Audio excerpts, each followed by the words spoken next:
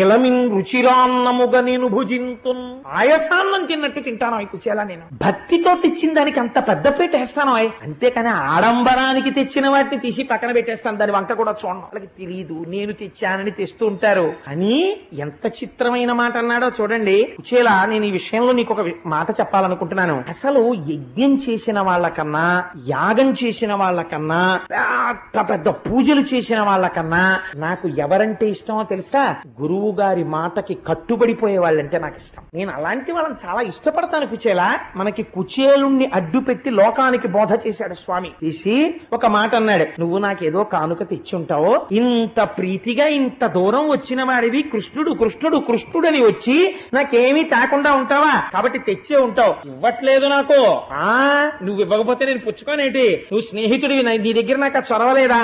నేనే పుచ్చేసుకుంటానని తడిమాడు. తడిమితే ఇక్కడ చిన్న మూట తగిలింది. తెచ్చావు తేనట్టుగా చెప్తామే అని దాన్ని ఇలా లాగాడు. లేకపోతే అదో ఇంత మూట. ఆ మూట జాగ్రత్తగా విప్పాడు. కొంచెం గట్టిగా విప్పితే చిరిగిపోయి కింద పడిపోతాయి అటుకులన్నీ. పాపం ఆయన కట్టుకున్న వస్త్రం అటువంటిది. ఆ మూట విప్పి దోసిట్లోకి తీసుకున్నాడు. తీసుకుంటే ఇన్ని అటుకులు వచ్చాయి. ఇలా ఎడం చేతిలో పోసుకుని, చిత్రం ఏమిటో తెలుసా అండి, ఆ వస్త్రంలో అటుకులు ఉండగానే వస్త్రంతో పాటు ఎడం చేత్తో పట్టుకున్నాడు. కుచేలుడి వస్త్రంలో ఉన్న అటుకుల్ని కుచేలుడి చేతి దగ్గరే, మోచేతి దగ్గర ఇలా పట్టుకుని, అబ్బబ్బబ్బా నా కోసం అటుకులు తెచ్చావా?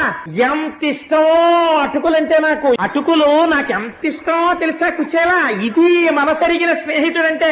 మరి చెప్పమే బడాయి దాచేసి అని.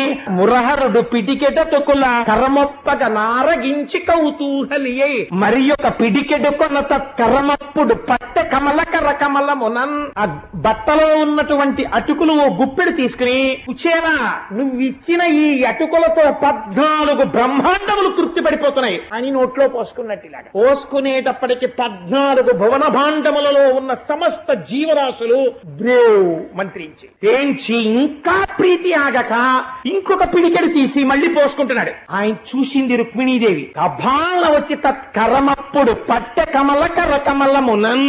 ఆ కమలమ్మ గారు వచ్చి ఠక్కన పట్టుకుని చెయ్య పట్టుకుని, నారాయణ చాలు మీరు తిన్నది, ఇక తినకండి. ఎందుకు తినద్దానాలి?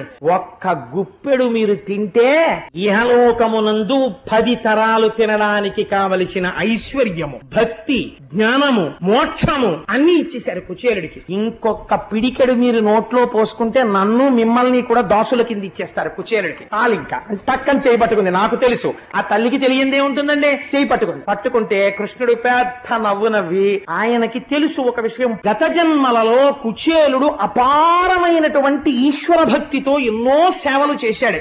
ఎన్ని సేవలు చేసినా ఎన్నడూ కూడా తన మనస్సులో